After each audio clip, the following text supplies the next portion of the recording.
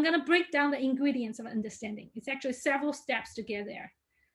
There's goals, there's a challenge, there's positioning, there's a questions, there's user research, there's a market research. And then you can think about this whole milestone. When you finish this session, you should have a deliverable. The deliverable is, we call a map. It's literally visualized. So this is something you guys are going to share among the team members.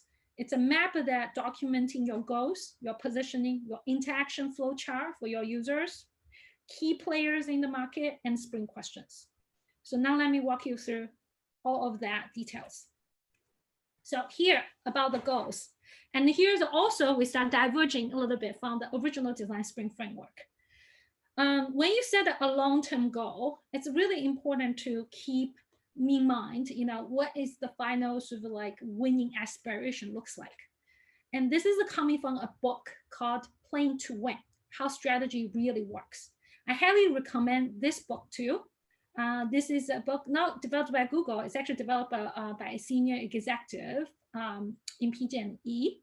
And this is a very interesting, very important framework for many good company leaders, like the Instagram CEO. And that's literally initially how Instagram works. That's how I learned it. And it involves 5 steps. You can think about this as the first principle version of product management. Okay, first principle in the physics sense is you start with the end. You start thinking from the goal. You start thinking about what is the last day looks like. And here the same thing. You start thinking about what will be the last step after you finish the whole journey. Start from there. And then you think backwards. If I want to achieve that, what do I need here? What do I need here? And eventually we'll go back to the very mundane things you need to do in the first step. And these 5 steps involve, roughly 5 stages, and we're going to weave them into the design sprint framework you're going to go through with me. So the first step, the goals, which is the winning aspiration. That's really the big audacious goal that your team, in this case, you're designing for Akia, what they are sort of aspiring. And a good long-term goal or winning aspiration involves 3 elements. You need to be relevant, you need to be concise and inspiring, and you need to include some sort of a target, either audience or audience segments or industry. And after that, the second part is a little bit more towards you, the current, which is where will you play? That's usually the positioning. Then you have to make a lot of decisions. What industry? That's one of the key problems as a team. You and your teammates are going to figure out. So that will be your first homework actually to figure out. And then once you figure out the play aspect, you can make a lot of decisions on the platform, the business model, the customer problem, pain points you want to solve, key competitors you're going to go against. What is the sort of like geolocation sometimes also involve a bunch of almost like yes or no questions you have to answer. But once you do that, that's like your constraints, right? It's like if you want to develop a formula, your first thing is the problem, the end goal. But the second thing you have to think out, what is the constraints? What's the principles I have to absolutely apply? Then you go to the third step, which I call that's the strategy. How will you win? Based on your goal and constraint, you can figure out, normally there's 2 types of strategy, but you can find the other ones. One is called creating new value. The other one called cost saving. And sometimes you can have third one, like create a complete new blue sea. That works too, if you want to. But this is where you're connecting the goals with the future sort of capability you want to build. So once you have the third step, your strategy, that's part of your presentation, by the way, you need to also figure out from the strategy what the capability you want to build. The capability are the normal called, product features, or product offerings. Here, you're going to do a lot of prototyping. You're going to write down what the capability Akia already have and what need them to build in the future and yada, yada. And if you have more time, you will go to the 5th one, which is thinking about, is there additional sort of system, supporting system they need? Is there new metrics that you should think about? Is there new partnership that you have to form and yada, yada. We're probably going to skip the 5th one, is the whole exercise. But that's kind of the new framework on top of the design sprint. Here are some real life examples. I want to make sure this thing is very grounded for all of you so that you don't feel this is just a bunch of business terminology, but they're actually useful. So if you look at some real life statements about the winning aspiration, the long-term goal, Instagram is basically in the beginning, they want to be the easiest platform to capture and share world's beautiful moments on mobile. It's very short, right? It's very easy to memorize, and it's still super relevant, super, I would say, pointy towards an area they want to be a winner for. Wish, another company I worked for, their initial sort of long-term goal was be that ultra bargain shopping site for value-conscious people that are underserved by others like Amazon. Again, back then, that was a very clear vision, and that was untapped market potential. So untapped that when the founders went to pitch to, the San Hill Road with all the VCs in US, almost no one opened the door for them because they're like, this is not useful, this is not interesting. But one company did, which is the GGV Capital, and the rest is history. Now, which is like $13 billion company. This workshop, fortunately, you don't have to go through this exercise yourself, but I still want to teach this for you so that you know it. Akia, as I summarize everything you heard from Evan and Gretchen, right? Their long-term goal is for Akia to build this industry-leading platform and next generation mobile-first CRM so that they can connect businesses with consumers and form relationship like no one ever. So this is actually a very audacious goal. They don't want to just be in one industry. They don't just want to do SMS marketing. They want to be a platform. They want to be CRM. They want to differentiate themselves from other players. So keep that in mind when you're designing your sort of a particular problem strategy and industry for them. Remember, always come back if you're not sure how to make decision. This hopefully will guide your decision making. All right. Now let's go to the second part, the positioning, because this is the where you're gonna start chiming in. As I said earlier, this is usually about target industry, customer segment, or problem area. So I'll give you some sort of real life examples again, so that you can sort of like hone down one level down, right? You have the audacious goal. What's the one level down thing you can think about? So take Wish as an example, because you just went through the audacious goal. For them at the time, it was designed this impulsive shopping experience that's just super crispy, right? If you go through all the possible sort of strategy or possible positioning, they just want to focus on the impulsive shopping experience, not search, right? Obviously, not the filters, so that they can serve the unmet needs for the budget shoppers. But who are they? In the developing countries, right? They didn't choose like China or India to start with. Instead, they choose budget shoppers in developing countries because they felt that is an unmet need.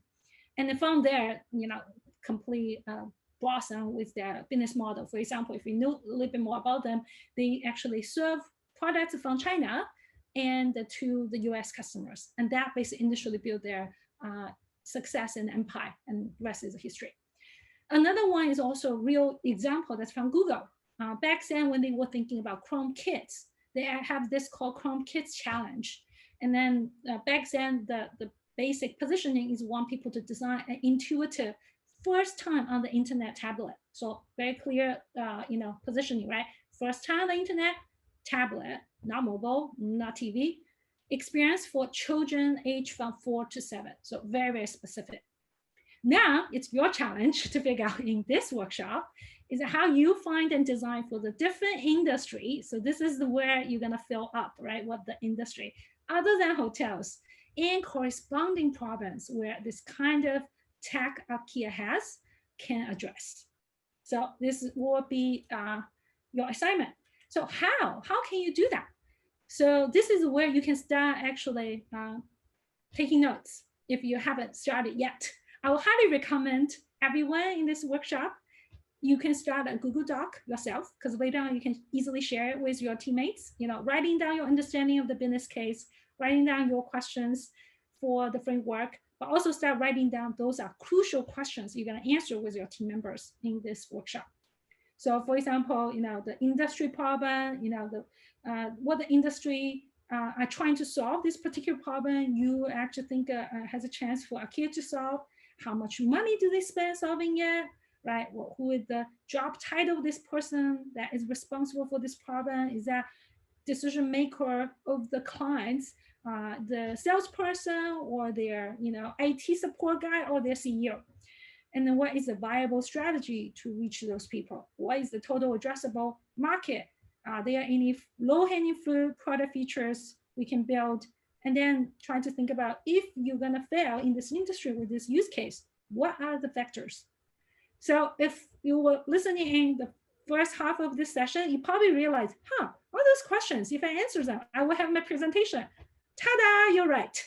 That's exactly why they are the questions that you need to start jotting down. Basically, if you tackle all those questions, you will have your pitch, you will have your presentation. And of course, you can add more sub questions into this list. Again, we'll highly encourage, once you form a team, you and your teammates should share the same pool of questions and keep tracking your progress, how much you have made it. And that's going to be part of your map as a deliverable in this session. All right, now let me just show you normally how user research is done. If we're in a real company with budget, usually you would do some field studies, you may do surveys, you may do interviews, and then you can try to observe what the user is saying. And the question you have, you break them down into real, sort of like small questions, practical questions, ask them so that you can gather information. And that can be done in a very quick way. Sometimes for the design sprint team, they can literally just go out and interview people on the street. Or sometimes if they're in a specific industry, they just call up their clients and talk to them. But you guys can do this. So I would just say, like, rely on internet a lot, and also rely on your own personal experience as well as your social networks experience in this exercise to try to extract as much insights about the potential customer base as you can. And here, for the folks that are not very fluid with different sort of framework or toolkits to understand user problem, I'm just gonna give you a few optional framework. And then if you want to learn more, always use the internet.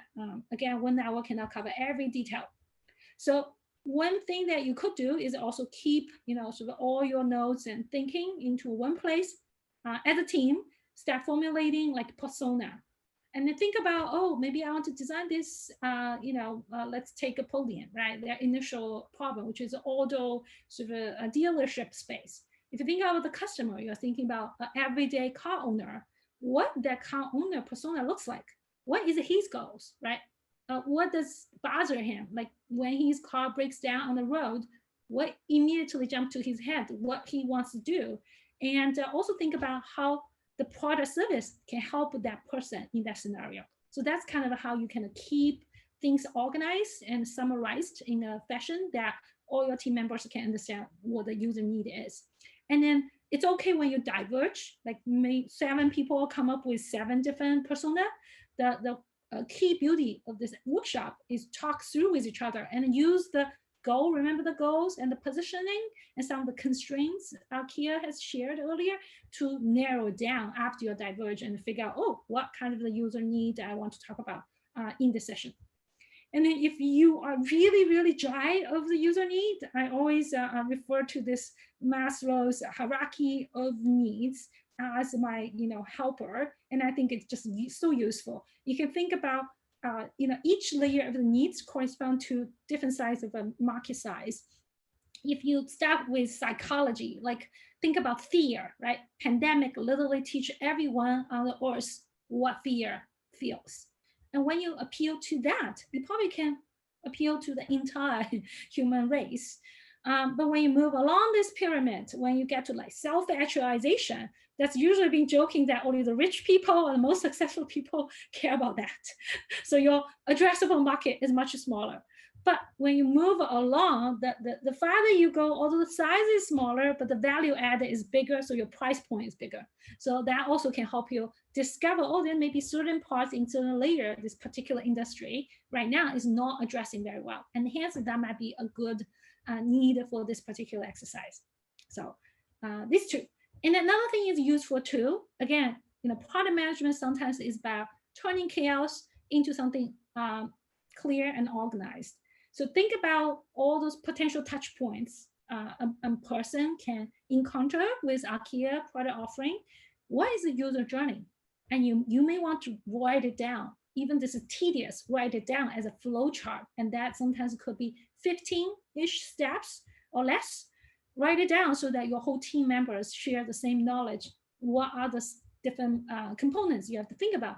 And maybe through that journey, you will discover, oh, this particular, let's say the car owner problem, again, maybe a podium addressing step 13. That's great. But maybe we can go to auto dealership by addressing step 10.